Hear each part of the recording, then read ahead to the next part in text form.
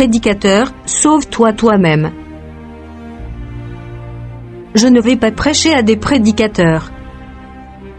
Je veux m'adresser personnellement à tout prédicateur, pour lui présenter certaines conditions, par lesquelles il pourra assurer son salut. 1. Soyez certain que c'est l'amour qui vous pousse à prêcher l'Évangile, car c'est par amour que Christ a donné l'Évangile.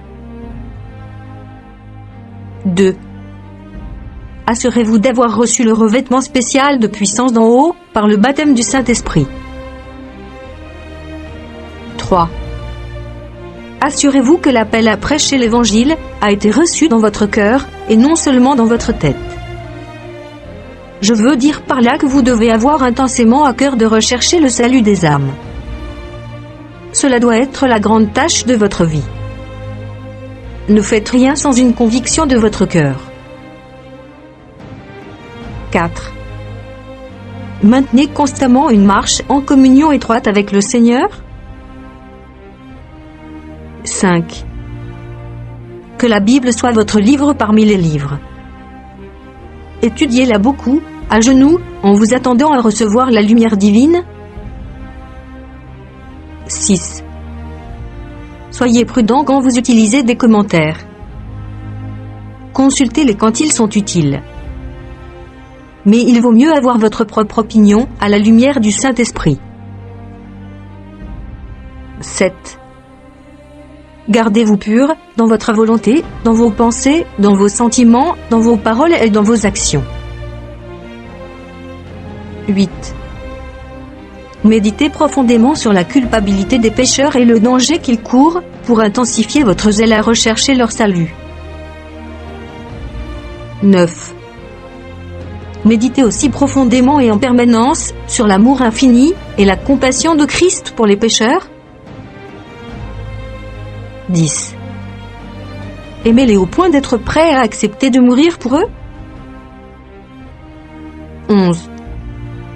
Consacrez-vous le plus possible à l'étude des moyens que vous pouvez employer pour les sauver.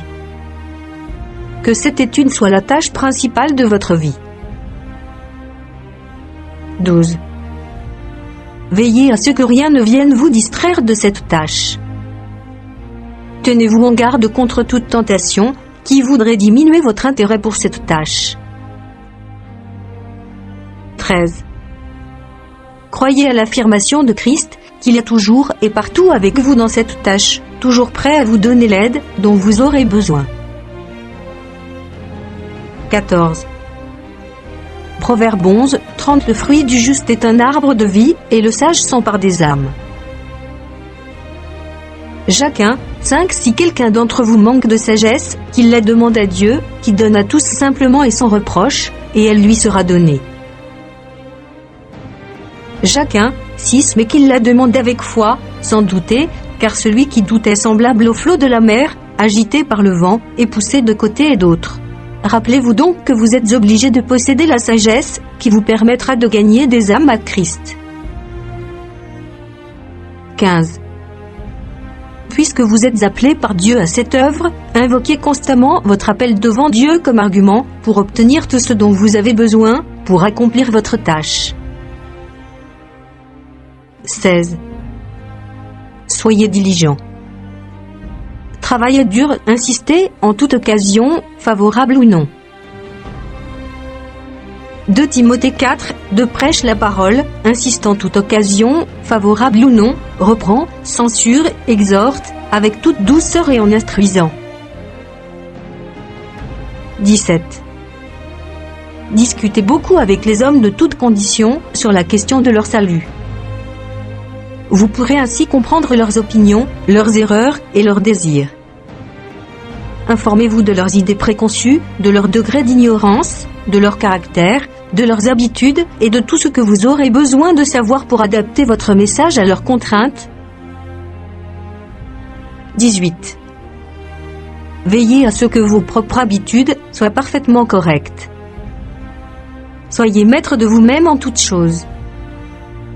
Abstenez-vous totalement du tabac, de l'alcool, des drogues ou de tout ce dont vous pourriez avoir honte et qui pourrait faire chuter les autres.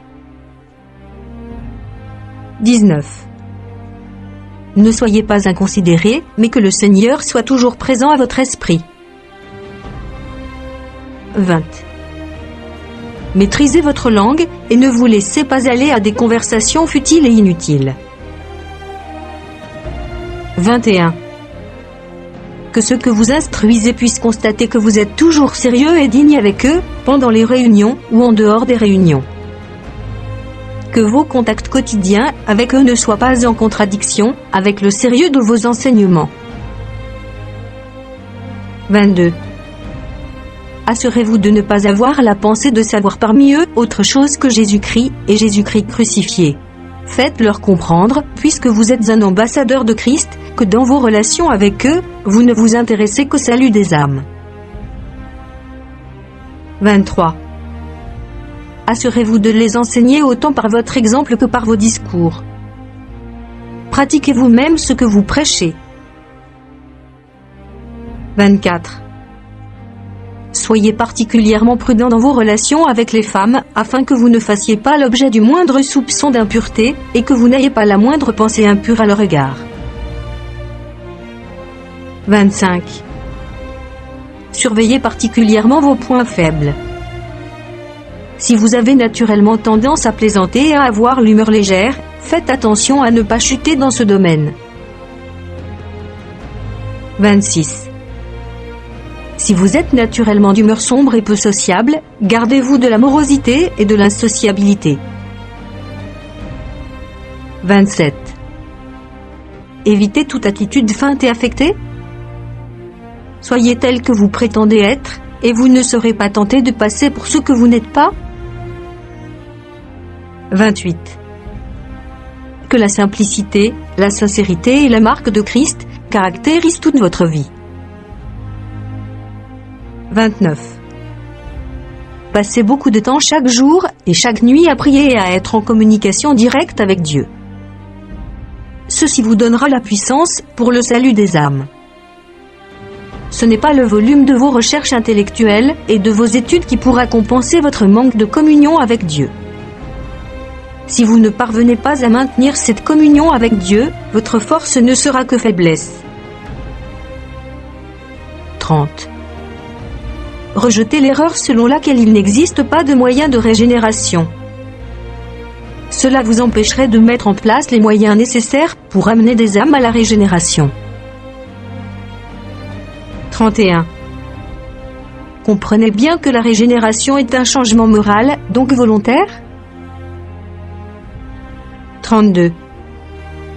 Comprenez que l'Évangile est parfaitement adapté pour changer le cœur de l'homme. Si vous présentez l'Évangile avec sagesse, vous pouvez compter sur une coopération efficace du Saint-Esprit. 33.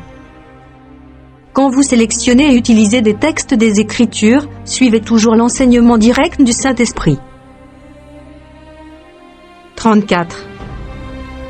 Que vos prédications ne viennent pas seulement de votre tête, mais aussi de votre cœur. 35. Que votre prédication découle de votre expérience et non pas de ce que vous avez entendu dire, ni de ce que vous avez lu et étudié. 36. Exposez toujours le sujet que le Saint-Esprit place sur votre cœur pour l'occasion. Saisissez-vous des arguments que vous présente le Saint-Esprit et exposez-les à votre auditoire de la manière la plus directe possible. 37. Priez abondamment lorsque vous vous préparez à prêcher. Sortez de votre cabinet de prière pour aller donner votre prédication, en ayant votre cœur rempli des soupirs de l'Esprit et en sachant qu'il est prêt à inspirer tout ce que vous allez exprimer de vos lèvres. 38. Que votre esprit soit plein à déborder de votre sujet. Puis ouvrez la bouche et laissez les paroles jaillir comme un torrent. 39. Sachez bien que la crainte de l'homme tend un piège. Soyez-en complètement libérés. Que vos auditeurs comprennent que vous craignez trop Dieu pour avoir peur d'eux. 40. Que le désir d'être populaire ne vienne jamais influencer votre prédication. 41. qu'aucun problème de rémunération ou d'argent ne vous empêche de déclarer tout le conseil de Dieu, que les hommes vous écoutent ou qu'ils ne vous écoutent pas. 42. Ne faites pas traîner les choses, de peur que ceux que vous dirigez ne perdent leur confiance en vous, et que vous ne parveniez donc pas à les conduire au salut. Ils ne peuvent pas véritablement vous respecter en tant qu'ambassadeur de Christ, s'ils voient que vous n'osez pas accomplir votre devoir. 43. Assurez-vous de vous recommander à toute conscience d'homme devant Dieu. 44. N'aimez pas les gains impurs. 45. Évitez toute apparence de vanité. 46. Obligez ceux que vous dirigez à respecter votre sincérité et votre sagesse spirituelle. 47. Ne leur laissez à aucun moment supposer que votre prédication puisse être en quoi que ce soit influencée par des considérations de salaire. 48. Ne donnez pas l'impression que vous êtes amateur de bons repas et que vous aimez être invité à manger. Ce serait un piège pour vous et une pierre d'achoppement pour eux. 49. Tenez votre corps en bride, de peur qu'après avoir prêché aux autres, vous ne soyez vous-même rejeté. 50. Veillez sur les âmes qui vous sont confiées, comme devant en rendre compte à Dieu. 51. Soyez diligents dans l'étude de la parole de Dieu, et instruisez à fond ceux que vous dirigez dans tout ce qui est essentiel pour leur salut. 52. Ne flattez jamais les riches. 53. Mettez un soin particulier à instruire les pauvres et à être attentif à leurs besoins. 54. Ne vous permettez jamais d'accepter des compromis en vous laissant acheter au cours de réunions spécialement consacrées à collecter de l'argent. 55. Ne faites jamais rien qui puisse vous faire publiquement traiter de mendiant. Sinon vous finirez par être méprisé par un grand nombre de vos auditeurs. 56. N'essayez jamais de fermer votre bouche pour condamner tout ce qui est extravagant, erroné ou scandaleux dans votre assemblée. 57. Maintenez votre intégrité et votre indépendance pastorale. Sinon vous endurcirez votre conscience, vous éteindrez le Saint-Esprit et vous perdrez la faveur de Dieu. 58. Soyez un exemple pour le troupeau. Que votre vie illustre votre enseignement. Rappelez-vous que vos actions et l'esprit dont vous êtes animés parleront mieux que tous vos sermons. 59. Si vous prêchez que les hommes doivent servir Dieu et leur prochain dans l'amour, veillez à le faire vous-même. Évitez tout ce qui tendrait à faire croire que vous travaillez pour un salaire. 60. Servez vos frères dans l'amour. Encouragez-les à vous donner, comme rémunération de votre travail, non pas de l'argent, mais de l'amour. Cela sera un rafraîchissement pour vous comme pour eux. 61.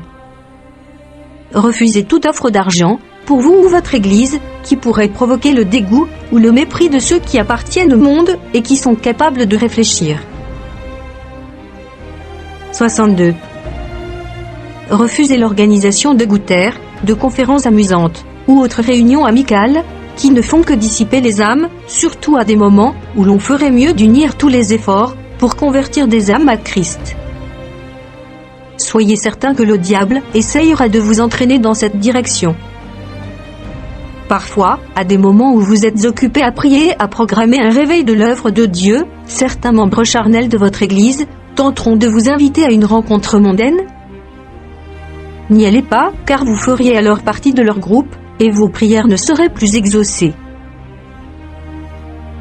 63. Ne soyez pas séduits. Votre puissance spirituelle devant votre assemblée ne sortira jamais grandie si vous acceptez de telles invitations à de tels moments. Si le moment est favorable aux réunions mondaines, parce que les gens ont des loisirs, il est tout aussi favorable aux réunions spirituelles. Vous devez employer votre influence pour attirer les gens dans la maison de Dieu. 64. Veillez à connaître personnellement Christ et à vivre chaque jour de lui.